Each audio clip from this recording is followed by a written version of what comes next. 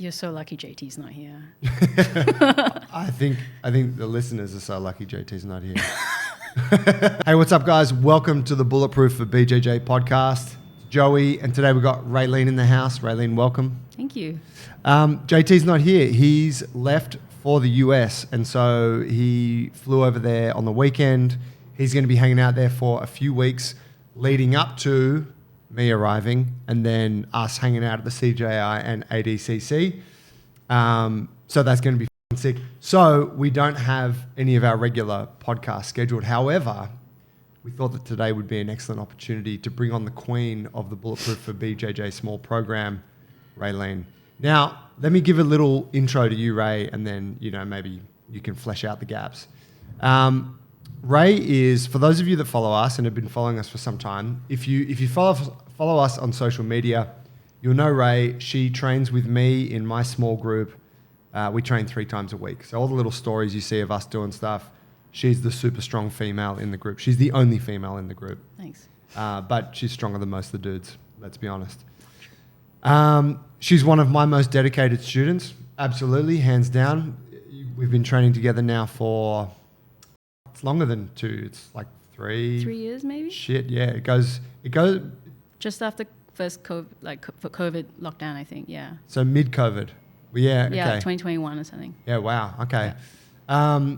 So that side of things. But Ray is also an integral part of our app. And she is how do we say it? You run the community. We have our group. It's hosted through Facebook groups, and it's where people who are subscribed to our app can connect with us, and it's where they can ask questions and get feedback on their technique and that kind of thing. And you head up that side of things. You make sure people are getting looked after, give them good information, and wherever you need to, you reference. You come to JT and I, that kind of thing. So, I mean, fair to say, in 3 years, I feel like you've really woven yourself into the fabric of this thing. Yeah, it feels like a natural progression. I was just like, I feel like it's that thing of like surrounding yourself with the right people, like spending time with you, spending time at the gym, JT, and then naturally it just felt like I wanted to be a part of it. So it's not, I don't know how best to describe that other than it was just a natural progression into being part of Bulletproof. It's very cool. Do you think, I remember when you first came along, you came to an open mat upstairs, right? Oh, yeah. That's what it was. Yeah. Yeah. And at that time, were you thinking that you wanted to get involved? Like, was Bulletproof, the brand, even something that you were like, oh, like I want to be around? Or was it just like, oh, there's a gym, those guys seem to know what they're doing, I'm going to go like get stronger, learn some shit? I think, so when I started Jiu-Jitsu in 2020, I think a friend of mine who was doing Jiu-Jitsu at the time told me about Bulletproof for BJJ. So back then it was just a website. I remember signing up maybe during lockdown because I just had time and I had kettlebells at home, so I just did stuff at home. Then you guys started working out. I think you had your small group happening, and Sammy, who I used to train with, was like featured in those stories. And so I asked him about like, oh, like how are you guys, like tell me more about this group. And then I think there was an open mat or something at the end of 2020. I came in, I introduced myself to you, and then I think I mentioned I'd love to train in your small group. And I think it then happened like end of Jan maybe. But yeah, I had done the Bulletproof program, but didn't really see myself like, I actually thought that I was only going to be going for like 6 months. Oh, wow. And then I was like, oh, that'll be enough, because that'll set me up for like actually doing the program properly. Yep. Yeah. Actually, like, so thinking that you would do that face-to-face stuff and then that would set you up to go and follow the app or our wannabe app at that time. Yeah. Wow, okay. And so now, right, like you've been training, like why have you stuck around for so long? That's my first question. It's a bloody good question. Yeah. Don't know. I think it's like I just enjoy being around you guys. Like I just and also like jungle botany, I think has a very like it just feels good to be here. So I think that all of that just makes me want to come back. Like I just don't think I would have the same discipline if I was just doing this by myself. Yeah, right. Like 100%, I would need you guys to help me keep going, which might be surprising. I think a lot of people think that I would have the motivation to like keep going by myself, but no. Don't reckon? No, I don't think so. Not to the same degree anyway. Yeah. Yeah, I would agree that, like, I think a lot of people in our community would look at you and really kind of like idolize your approach to training. Like, you're very consistent with it. You are, you know, like, you perform highly at it, right? Like, your lifts are strong, your movement is good, like your flexibility, like it's all there, right? In terms of the capacities. Yeah. And you're very consistent with it. And I think that a lot of people are like, I would love to have that. She must be super into it. Yeah. Would you describe yourself as being pretty into it, more so compared to regular folks in the jiu-jitsu realm? Yeah, yeah, maybe. Like I don't see as many people doing the same amount of strength training. Like, I'd say I probably do more strength training than I do jiu-jitsu at the moment. Like, I come to the gym 3 times a week, but I only do jiu-jitsu 2 to 3 times a week. 3 times is like, that's, yeah, not very often. So I think, I forgot the question now. No, you kind of But answered there in terms of like, yeah, are you kind of into the strength training? And I think your point about you on average do more strength training or more stuff in the gym than you do jiu-jitsu kind of tells that story. Yeah. Same for myself these days, right? Do you think it's fair to say that like you train in the gym because it supports your jiu-jitsu and all that and keeps you kind of robust and helps reduce the chances of injuries and all those things, but you also just like being in the gym? Yeah, I actually think, originally when I started training with you, it was because I was really so into jiu-jitsu that I just wanted to do everything that would, you're a white belt and you're like, I just want to do everything that will keep me doing jiu-jitsu. And at the time I was really into also like just exercising in general. So I think now it feels like it's flipped slightly. Like, I think I spend more time in the gym. I've seen the most gains through working out at the gym versus like jiu-jitsu. But also I think they're very, very, very different things as well, right? Like, I think jiu-jitsu takes a lot of time. I suppose gaining strength and building muscle also takes time, but it feels like I've progressed more doing strength versus jiu-jitsu. Yeah. Yeah, I get that. I think that's an important kind of point to mention as well, that like I would imagine a lot of people who follow our programs have this same thing where what brings them to the program is, I want to support my jiu-jitsu as best as I can. But then after a little while, once you start to have some wins and you find consistency in it and enjoyment, yeah, then you start to want to do it just because you want to do it. Yeah. And you like the process of getting strong, and it feels good to, be learning new ways of moving the body and that kind of thing. And so then you kind of become like a bit of a gym person, and that is its own rewarding process. Yeah. And then it's, for whatever, then it's almost, it's not about, like, it doesn't always have to be about, well, how is this going to benefit my jiu-jitsu? Yeah. It's just another thing that you love to do, like grappling. Yeah. Yeah. I think there was a time where I felt like I should be doing more jiu-jitsu. Like, if I'm training at the gym 3 times a week here and I'm only doing jiu-jitsu twice a week, that's not fair on my jiu-jitsu. I should be spending more time.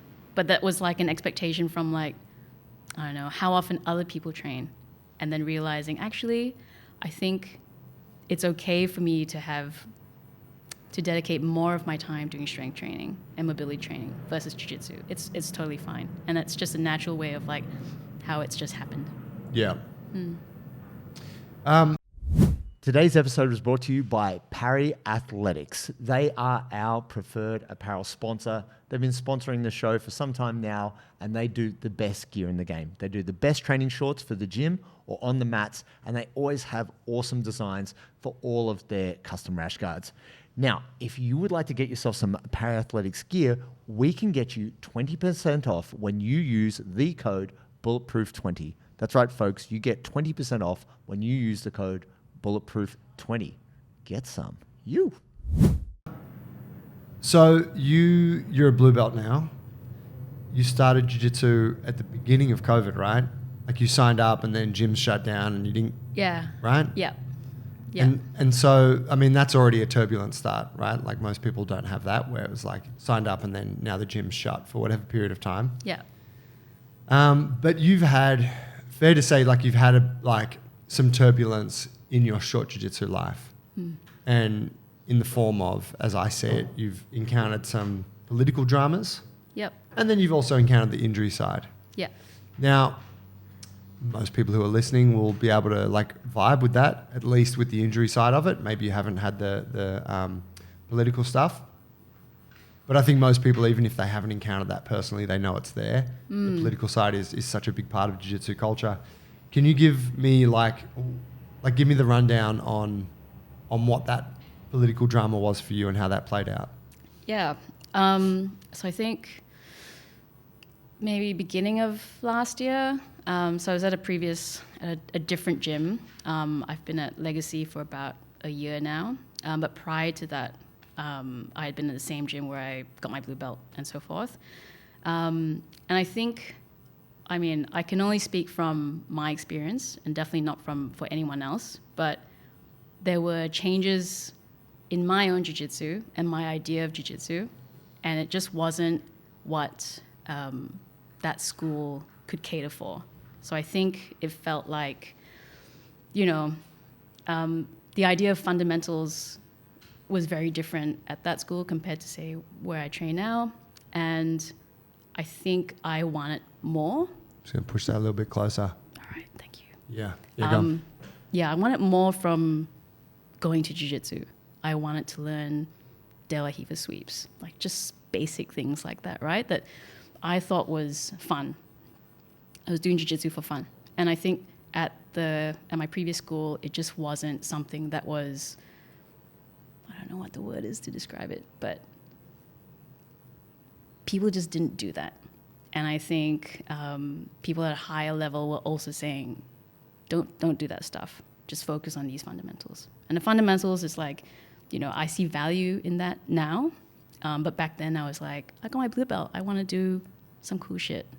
But there were a lot of people who were saying, no, don't do that. So I think there were a lot of changes like that where... I was saying, no, don't do that because you don't need to worry about that yet, or that shit doesn't work. Like, do you remember where that was coming from? Both, actually. Like, I think I had, there were purple belts saying like, that stuff doesn't work. Like, just do the old tripod sweep, which works, right? But like, I'm like, man, De La Riva looks cool. Like, I want to try that. Like, why can't we learn that stuff? And it's like, no, we don't do that stuff here. You're blue belt. It's so don't funny. worry about that. Because De La Riva's like, it's the really most old basic. School. Yeah, like, yeah. I'm still shit at it. Let me be clear. but yeah, like short legs. Yeah. But am I right? Same. Yeah. I've only just realized recently that it's like, that's not for me. Yeah. Maybe they had a point. Yeah. Right. Like I understand it now in hindsight, but like back then, like beginning of last year, I was like why is it being shut down? Something that I think is like, I just want to do for fun. Yeah. But I was told, no, don't do that. So there's a lot of that. And I think, so I wanted more from it. Also being a woman in jiu-jitsu and doing the sport, our school was so small. We didn't have that many women in the gym. I think maybe just like, there was a handful. Like I could probably count it with the number of fingers I have in my hands. And it was hard. I think at the time we wanted to try and like get more women to stay. So every time there was a female white belt, we'd try and like, make it as supportive as possible. So we had WhatsApp groups and stuff like that, and try and like, if you're going to come to class, let me know. I'll come with you and we'll partner up and stuff like that. And it wasn't something that was a priority for the school. So I think that was part of that as well, was a little bit disappointing. and the way that that was handled. So I mean, I don't think there was like a specific thing that really happened. I think there was just multiple things that kind of happened all around the same time, and then I decided to leave, which was quite, I don't know how to describe it without being so political, but like, it was just not a pleasant feeling when I left. And at the time, it felt like it's weird. I think if anyone's been through this, where you've had to leave your gym because something just doesn't sit right, it just never feels great. And it's just kind of like that thing of, I've been there for 3 years, I got my blue belt, I have all these friends, I enjoy training there, and then having to remove yourself away from that because you disagree with something that the school does or someone, it's really hard. So I think at the time it was a very difficult move. So I think I spent like 4 weeks just not being anywhere and just kind of like visiting friends, going to open mats and stuff, and then settled on joining Legacy, which I'm still training at. Yeah. Yeah, I think like I'm sure plenty of folks listening will have either had the experience of changing gyms or have considered changing gyms but never done it. And it's kind of like breaking up with someone. Like it's a really awkward conversation that you generally don't want to have. Like most people are waiting until something boils over, so that it's an easy out. But that's crazy, right? Because it's like, if you're a hobbyist and you're like, oh, I'm just going to try this new sport and see how it goes, and you want to leave, and you're being told that, oh, I can't believe you're leaving. Like, how could you leave? You just got that belt. Yeah, I gave you that belt. Yeah. No one actually said that to me, but it's just more like the implication. You shouldn't have to feel bad. You pay to be there. You can take your money and go somewhere else. It's fine. That's right. Yeah, it's kind of absurd in that way, and also not like it's also really nice that we have that sense of belonging and commitment to a place. Yeah. But yeah, it's definitely absurd when it gets to that point where you're like, this is not the place for me. Why am I still coming here? Yeah. And I know that feeling of when you're like day to day showing up to training, it's actually putting you in a bad headspace, and you're like this is a stressful thing, which is so far from what jiu-jitsu, like for most of us, right, where it starts out where you're like, this thing's super fun and I love it and I just want to be there. Yeah, which is then like, I know you guys talked about, I can't remember, it was a few episodes ago, of like politics and like how people start to like bring their ego into everything, and then it just becomes like what's the word, just not nice anymore. It's just not nice to be around anymore. And I think that's what kind of happened, is just like people started becoming like, if I said, hey, I want to learn this, and a normal feedback would be, maybe you don't need to learn that yet, versus, nah, fuck that, don't learn De La Riva. Like, that's not for you. Like, that's not till you're a brown belt or whatever. Like, that's like, it's like extreme of where response would go. And I feel like as soon as that comes into jiu-jitsu, which is just a sport, then it doesn't become nice anymore, and you don't want to be a part of that. Yeah, and I mean, arguably, like that way of responding to one of your people, right, is kind of never okay. Like that's pretty rough. Yep. So like to that point, you left that gym. What was it like then going to a new place? It was hard. Yeah? Yeah, it was hard. I mean, I knew Jess Ng, who I've known her from Jungle, so she used to come and train here, I think, in the mornings. Good friend of the show. Very good friend of the show. Shout out to Jess Ng. She's a member of the Eat to Win Nation. She is. Always eating to win. So I knew her. I think I knew one other person maybe just from like visiting open mats. I also knew that they had a very big women's community, or just I just saw a lot more women on the mats. So it felt like a no-brainer. So when I went, I knew that there were like fundamentals classes, advanced classes, no-gi advanced and so forth. But I was always going to the advanced classes because Jess was there. And I kind of turned my nose up to the fundamentals classes because I felt like I don't need to go back and do fundies. I have a solid knowledge of fundies. I'm good to just go into advanced because they're doing cool shit like ace guard sweeps and single leg X, stuff that I never learned. So I wanted to go to those classes, but it was hard because there's so many high level players on the mats all the time that I was just getting bashed constantly.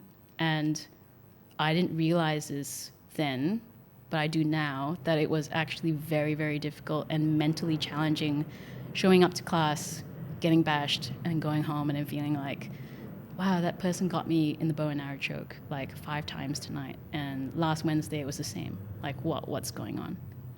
So yeah, I felt like the learning curve was like this. Yeah, like, I mean, being injured and taking time off and stuff like that would kind of helped just like it leveled it out. Otherwise, I would have just kept going back to the same classes and just feeling like shit all the time. So you felt like copping an injury actually like forced a bit of time off, which helped you reset a little bit. Yeah. How funny. Yeah, it makes sense. Yeah, injuries can come at the right time like that. Yeah. So do you think that was, like I'm gathering, right, that the first gym that you were at had quite a old school fundamental jiu-jitsu approach, right, which is, correct me if I'm wrong, but based around like a lot of the original kind of Gracie self-defense stuff, you could say, which a lot of gyms around the world do follow quite closely. But then if you go to a gym that doesn't follow that style of jiu-jitsu, often their fundamentals are different things. They're not self-defense things, but they're just sport jiu-jitsu fundamentals. Yeah. And so they're kind of 2 different programs in a way, aren't they? Yeah, sorry. Actually, that's a good way to describe it. I think, and I don't think it's necessarily like, I wouldn't say Legacy is 100% a sports school, but a lot of people would describe that as sports jiu-jitsu, which is more like techniques that you would normally find in like a comp. Yeah. I don't know. If you really wanted to like label it, then yeah, that's kind of the way that you would label it. Whereas the previous school I came from was more like you had a syllabus, white to blue belt and then blue to purple. And then I think you followed the, I don't know, brown and black belt is like the Helio Gracie book of self-defense or something like that. Oh, cool. Yeah. Yeah. So it was very, very different. So, you know, that old school, we weren't learning like X guard or butterfly sweeps and stuff like that. And then coming into this place was like having to, I still remember having to memorize the pattern of single leg X to X guard and being like, what is this? Like, it's so weird. And yeah, so I think that was like, the learning curve was huge because I felt like, you know, you look around the class and everyone's doing the technique and you're there going, I'm a blue belt. I feel like I should know this stuff, but I don't. So I think that was also part of the mental challenge of like, I don't know do I know what I should know? Like if I've been doing jiu-jitsu for 3 years and I've got my blue belt and I come to a new school, is the expectation that I should know this stuff? And it felt like I should have known that stuff. Right. Yeah. Yeah, it's a tricky one. I can speak to that. Like we put a lot of expectation on our own ability and what sort of ability each belt should have, right? Yeah. And so you do like, and sometimes that's a really good force in making you better. You're like, I should be better at that. I should be more familiar with it. Okay, I got to go learn it. But then sometimes too, you're probably also being a bit unreasonable. Yeah, because for sure. like say at blue belt, right? If you look at it, it's like you're actually super early on in the journey. So you might have 1 or 2 things that you're half decent at, but like to expect that you'd have an understanding, even an overview of like all of these different sort of guards and whatever styles of passing and shit. Of course not. Yeah. Yeah. But does go to show, and I think it's to make the point for listeners, like there's a different experience at different gyms, and it's not necessarily about comparing what's better, what's more effective. It's like the system of training and the culture. You want to find the one that's right for you. Yeah. And I think that that's super important because when you hit that point of feeling like, fuck, I'm so committed to this place, but it's stressing me out and I don't feel like I'm getting what I need here. If you're just making that decision without any kind of like, if you don't actually have like a rationale for making the decision to move, you probably won't move. Yeah. Whereas if you're like, hang on a second, this is just one place. This is like a little microcosm in this universe of jiu-jitsu, and I can go and experience all of these different other microcosms. Yeah. Oh, well, let me see what it's like there and yeah. start to get an idea. Yeah. Yeah. I think we definitely forget that there's just a lot in jiu-jitsu in general, but also like in Sydney, for example, there's so many gyms and everyone does it slightly differently. So I think finding the right combination of like community and like what are they teaching in the classes and is it stuff that you're interested in and you can actually find value in, then that's probably where you want to go. So talk to me about, of course I'm there, we train every week, right? And we talk about content creation. Obviously, I'm a whore for content creation, being who I am in the Bulletproof for BJJ business. And I think that I've slowly turned you and Dilch into content whores as well. Well, since you got us tripods for Christmas. That's right. So now it's just everything's beautiful. The golden handcuffs. There you go, friends. And so, and it's really cool. I like my thinking was that, you were filming more and more stuff and starting to have a bit of put a bit more effort into like telling your story on social media. And I was like, oh, tripod will be perfect. And it totally fucking was. It's like pushed you into the next level, which I think is so cool. Yeah. But you've started to like establish a bit of a voice around like what it's like to be vulnerable and early in the journey, and you're speaking to people on socials and it's vibing, right? I can see that it's really connecting with people. And it does make me, I reflect on it a lot, and what I always sort of think back is like, it makes me realize it's quite hard for me to, we're a bit of a voice for jiu-jitsu people, right? But I'm so far down the line, I've been doing it for so long, I'm a little bit divorced from what it's actually like to be really early on in that journey. And so it's cool. I'm like, that's so cool. Like that's the irony of at least how it used to be was that people didn't feel like they had any authority to talk about things until they were an expert. So I know for myself, I didn't talk about any jiu-jitsu stuff until I was like a brown and black belt. But the reality is, by the time you're there, you're no longer back there. So you don't actually know how to talk to them, right? So it actually makes more sense that you have people at all different levels and at different layers of the thing talking to people that are more closely like linked to that stage of the journey. Does that make sense? Yeah, but like it's still surprising that like even at black belt you still wouldn't like. Don't you remember when you were a white belt or blue belt and just not? I mean, I totally do. But I think there's so much to talk about, and you end up having a bit of a bias about what you're interested in, and so I probably, if I'm thinking, I probably end up speaking to people that are a bit more experienced. Yeah. Yeah. But like talking shit about white belts and stuff. Am I right? And people are like, yeah, f- those white belts. When in reality, like majority of people that are listening to this probably white belts. I love you guys. I do. But no, I think it's just that thing, right? I remember one of my best good friends at the time, who was a really good surfer, taking me out for a surf. And he's like, come on, man, I'll show you how to do it. And the surf was like fucking double overhead, like super big waves. Yeah. And he just like paddled out. And I was like, bro, like I can't, like, I think I attempted to paddle out and I just got hammered. And I'm like fighting for my life. And he's like, what happened, man? And I'm like, dude, the waves were too big. And he's like, oh, you just paddle out though. It's good. And I'm like, bro, I'm a beginner. And he's like, oh yeah, that's right. Oops. Yeah. In any case, yeah. I really like that you found a bit of a voice around that. What do you like? Ladies and gentlemen, do you suffer from sore and swollen knuckles after a hard class of jiu-jitsu?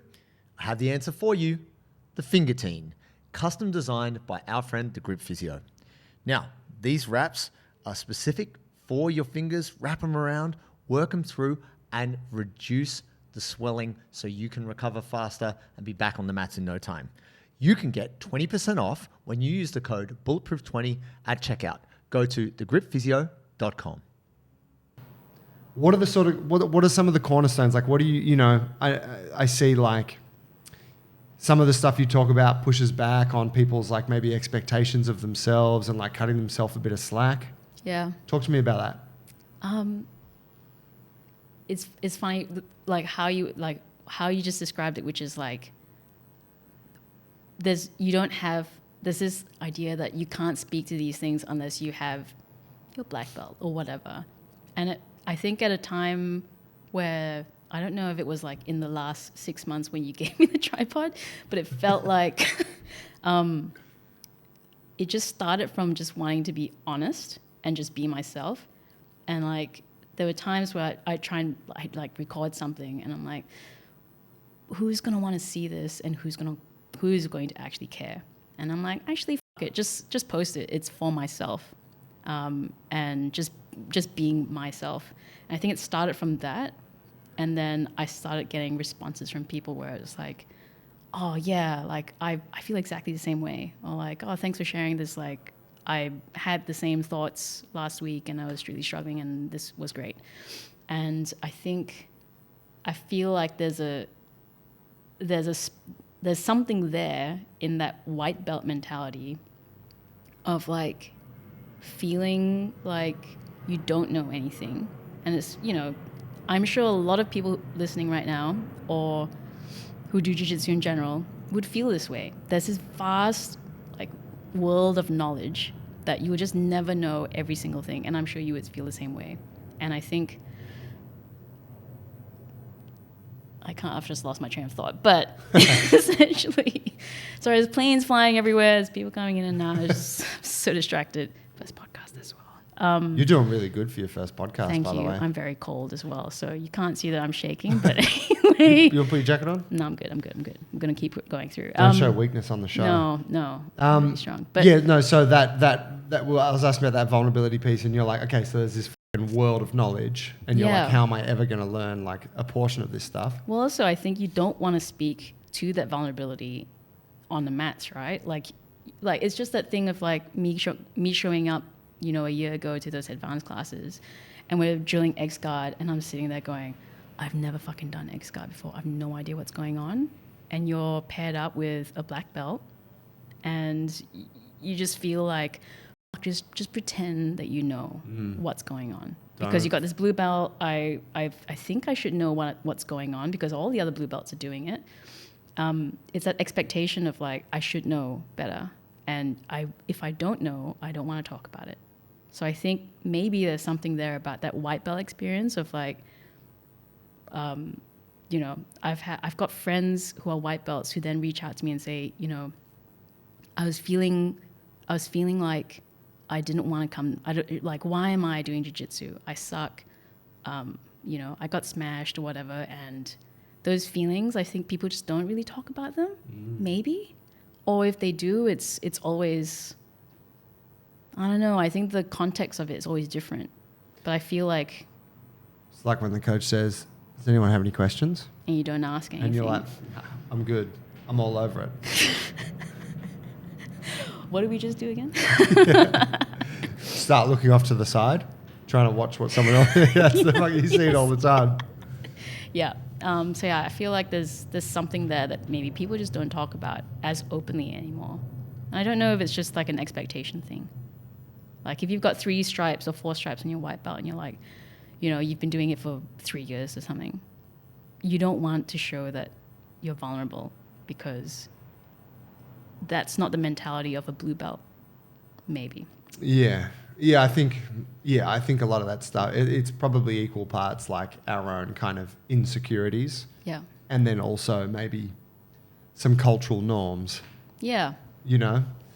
But yeah, it's always there. And then there's those people that you see the people often that do just ask whatever questions on their mind and are kind of unabashed in being like, oh, actually, I don't get that. Can you show me that again? And there's usually like a collective sigh of relief when that person asks, because everyone's For like, sure. oh, that's what I was thinking. Yeah. Or you just wait for after class. Like, that's what I usually do. You know, though, I think it's a super progressive sort of approach to jiu-jitsu, because I would think that, you know, Gordon Ryan talks about it, right? With, he's obviously JT's favorite grappler. He talks about it in terms of like these old school black belts, like these, you know, whatever, top guys. They have a game that they established like many years ago, and then they've just kept doing the same thing. And he's like, and I'm smashing all those guys because I'm constantly working on improving and changing my game. Yeah. And, you know, whatever, like all the feelings about Gordon aside, his approach obviously works. But I think there's also like, it's a very clear distinction between like, I am constantly addressing weaknesses and shining a light on the things that I'm not good at so that I can get good at those things. Yeah. Versus I've climbed to the top of this ladder and now I'm just going to do whatever I need to do to stay here. It's kind of two different mindsets. One's really like a beginner's mindset, right? Yeah. And you see that, I think, I see that now in jiu-jitsu. It's more of a cultural norm for people to be extremely honest about what they are good and not good at. And when you see those grapplers who work on the stuff they're not good at, and they get tapped out and they get beaten because of it, because they're like, no, I'm not doing my A game today. I'm working on this shit that I kind of suck at. Yeah. You're like, wow, there's a real honesty to that. They're the ones that you see progressing at a hyper fast rate. And that's when you're like, fuck, so-and-so was like not much of an issue like a few months ago, and now they're totally a problem on the mat. Yeah. You know? So I think being able to, like, to your point about being honest with yourself about that is extremely powerful in your development as a grappler. I know it's something I never did. Yeah. You know, and I'm starting to do more of it now, but it's totally an ego battle. Yeah. I think as soon as you start to realize that you've got some weaknesses and you need to do something about it, I think then it becomes more enjoyable. Like, I think I mentioned to you that, like, I was off for like 2 months or something like that from jiu-jitsu, and I came back and I decided to just do fundamentals classes instead of going back to advanced where all my friends were. And at first I was like, I don't know what to expect. I feel like I'm taking a step back. But actually it just showed me that I probably needed it when I first started. You know, I mentioned earlier that like I turned my nose up to it because I was like, oh, I got my blue belt. I don't need to go to fundies anymore. I know how to escape from mount and so forth. But going back to doing those classes, I actually enjoy jiu-jitsu more now. And it's not just, I joke about it sometimes and I say, oh, it's because it's easier. It's not that it's easier. I think I know I know a mount escape, but being able to just keep working on it and then perfecting it or just making it better is enjoyable, because I'm not the nail 80% of the time anymore. It's more like I'm the hammer 60-40 or 70-30. And it feels like a good, sustainable... Put some smash on some drugs. But it's not even just that. It's just more like I know stuff, I know enough, but then there's always more to learn about the thing that you already know about. Yeah. And then that becomes enjoyable. So now jiu-jitsu is more enjoyable versus, oh, I got to go to class tonight and I'm going to get smashed again. And it's fun, but actually it's really not. Yeah, it makes sense. Do you find you get thirsty at training? I do. I do all the time. I'm a sweaty human and I need to hydrate. Now, the biggest problem is by the time you're thirsty, it's a little bit late. You need to hydrate. And that's why we got Sodi. Sodi is sponsoring the show. We've got all the colors of the rainbow. Great flavors here. We've got salty citrus, salty pineapple, salty berry, and my favorite, salty grapefruit. And they will be releasing 2 new mystery flavors soon. So why do we need this? It's going to prevent our muscle cramps. It's going to help our energy delivery. And it's also going to mean you're less tired, which is an advantage when you're training. If you want to maximize your jiu-jitsu and feel good when you're rolling, you need to get SOTI. And when you purchase, enter the code Bulletproof20 at checkout for 20% off. Oh yeah. Talk to me about the strength training thing, and I think you've sort of embarked on a little bit on like a bit of a coach's path in recent year or so, in terms of like looking at like not just training so that you can get better at like learning how to lift weight, like get stronger and stuff, but like, oh, how can I help other people with this? Talk to me about that evolution. Was that always something you had in mind as you've been like training in the gym with us, or is that something that's come about more recently? It never, I'd say maybe last year when I first went to the coaches intensive, and then just before that, I think, and also just being that voice on the community page, just like responding to questions. I think it's one of those things where it just like naturally felt right. And then coming to the coaches intensive at Jungle, it kind of gave me the idea that, oh, maybe this could be a thing. Like maybe let's just explore this a little bit more. And it was never the intention to begin with. And I think also just in general, I mean, we've had mutual friends or like friends on Instagram who've just reached out and been like, oh, I just saw you do that surge squat thing. Like, how do I, like, what's the go of that? How do I do that? Or, hey, I'm actually working my front split, but like what are the drills that you normally do?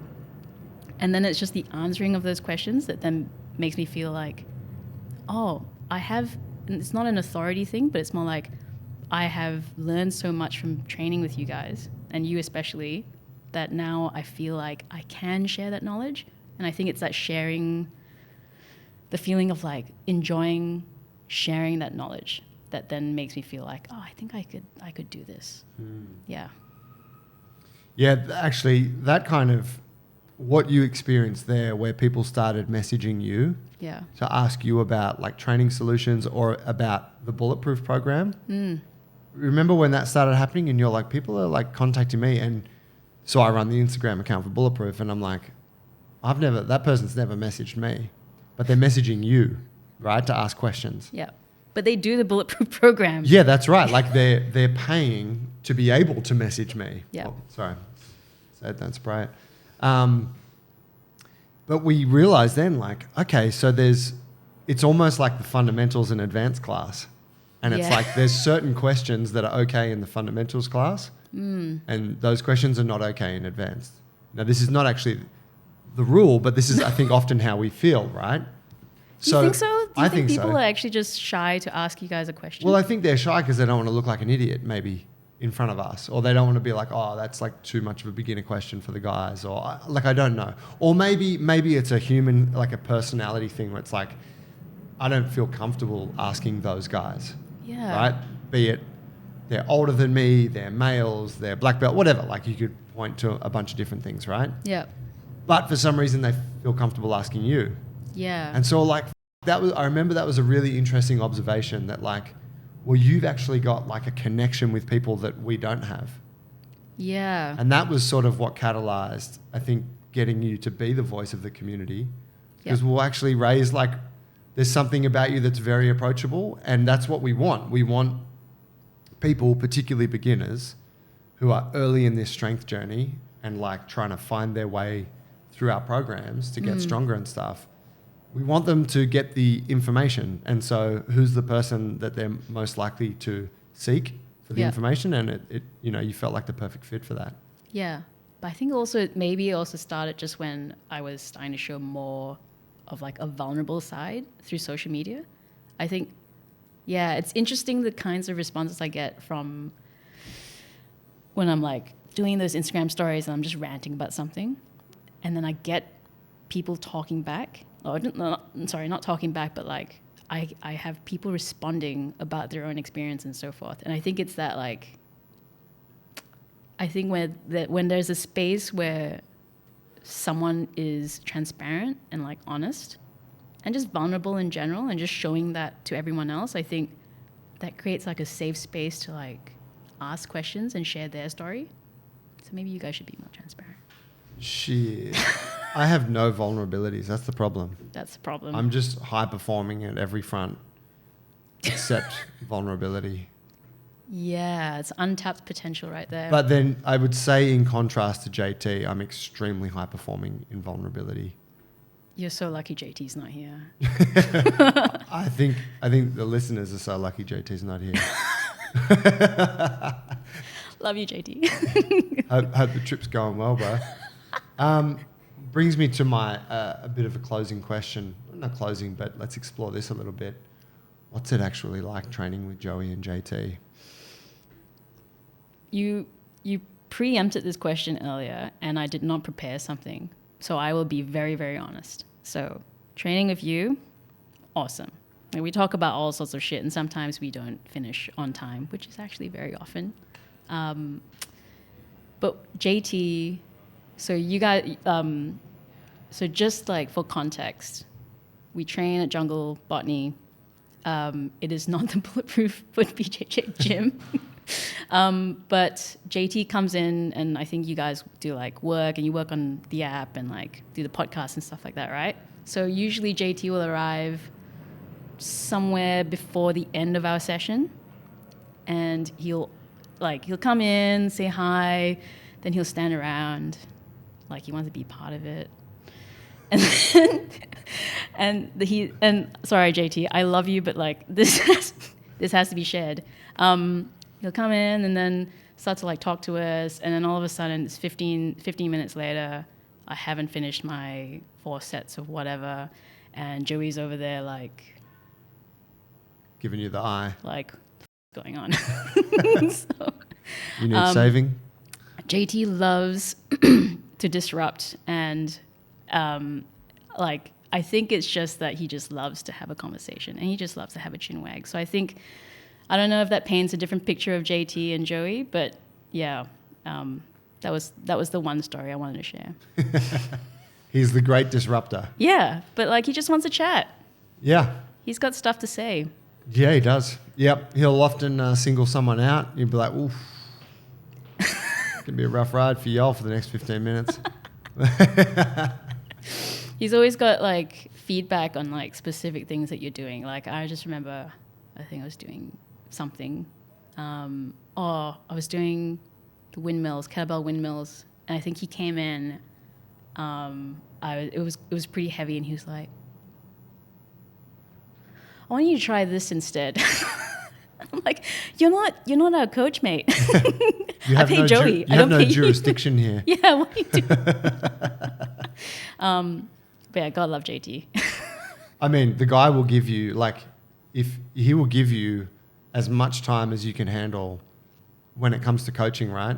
Oh, just like you'll be like, man, can you? What do you think about this? Or and he'll be like, right, here's the encyclopedia of kettlebell strength training, and just hit you with it. It's not even about strength training. I think that you can speak to JT about anything, and he will always give you the time of the day. Yeah. Yeah. Yeah, it's true. That's a nice thing to end on, I reckon, for JT on that question. Yeah, well played. Well played. So looking at what's coming up, I guess, what do we, for people who are part of our program, what can they expect to see more from you? I guess we'd like to have you more involved on the community side of things. I think we kind of agreed that would be sick. Who knows what form that takes or how it plays out. I really would like to get the group off Facebook at some point. It'd be cool to have it within the app itself. Yeah. I mean, it is in the app, but just, I don't know, I just want to free ourselves of Facebook. That said, it does a really good job right now of allowing us to communicate with our users. Yeah. And that's kind of the main thing, right? There's another role that you've actually taken on, which you deserves some credit. You're like our, how would you say it? You're like our app testing godmother. App testing godmother. Well, we've been, JT and I have been fumbling our way through this thing, building this app. Yeah. And it's like, whatever, it's getting better all the time. And where it's at now, we're both really proud of it. But you come from the world of actual proper technology and design and digital functionality and shit. Yeah. And you've been able to like impart some suggestions on us that are like, that is an excellent suggestion. Thank you, Ray. Like it's just, so it goes beyond the testing, but you've actually helped us specifically in the last sort of 6 months take a much more professional approach to how we sort of evolve this thing. Yeah, for sure. I don't know if there was a question there, but yeah, I feel like being on or seeing that side of the app and like the program and what you guys do, I think I think what people forget is that it's just both of you and Angel, who shout out Angel if she's listening. Shout out to Angel, our best tech support one show woman. But yeah, what I'm trying to say is I feel like you get the idea that like it's a very small shop. And I think, I mean, my day job entails working in a digital space, so like apps and so forth and emails and CRM or whatever. And yeah, I feel like you guys could use that sort of, because I know that you guys have really big ambitions for the app. I want to see you guys succeed. So I think, you know, the bare minimum is me suggesting, hey, why don't we put that in a Google Sheet? And we're like, holy how shit. did she come up with that? It's so simple, guys. I'll set one up for you. Bro, she built this. Look at the colors and shit. Yeah. Holy shit, is that a checkbox? Yeah, no, I mean, it's funny, right? Like we're total beginners. So, you know, for you to be like, oh, this is a really basic thing that you guys might consider, it's like game changing. Yeah. Yeah. And, you know, and I got to thank you for that. Like it's you know, you give us a lot more value than I think we give you in that realm. You know, both with that professional side of the app space, but also the community thing. And I think that there's a lot of people in the community that would also thank you for, you know, all of the time you put into them. God, I hope so. I feel like sometimes I jump in and I answer a question and then JT like comes in and just like, no. Undercuts you. No, but yeah, I think, it's coming back to that thing of like the expectation of like jiu-jitsu and like belt colors and shit. Like sometimes I'll say something in like our community and be like, what do I know? I'm just a blue belt. I don't know what I'm talking about. But I hope that it's valuable. I hope that what I'm providing is valuable. I think it is. Regardless of what belt I have around my waist. Yeah, and I don't think it matters at all in that space. And I think that even the conversation we've had today for a lot of folks would be really valuable. I hope so. Where can people find you, Ray? Plug your pluggables. Plug my pluggables. Instagram, Raelene L is my username. Or you can just wait for Joey to share his stories on Monday, Wednesday, and Friday, and then click my name. Yeah, that's the easiest way to get it. Or if you're subscribed to the Bulletproof app, or if you're not, subscribe to the Bulletproof app and join our Facebook community group. Yeah, get on that. By the way, we've just upgraded the app. You now get a 14-day free trial when you sign up. Damn. Yeah, it's Good like deal. way better. Yeah, it used to be 7 days. It's now 14. That's 200% increase in value. Get on it. Yeah. Mate, thanks. That was mad. And I thought you did great for your first podcast. Thank you. I think the people that are close to us will be stoked to hear the voice of Queen Ray on the big show. Thanks, Joey. Cheers. See you guys next time.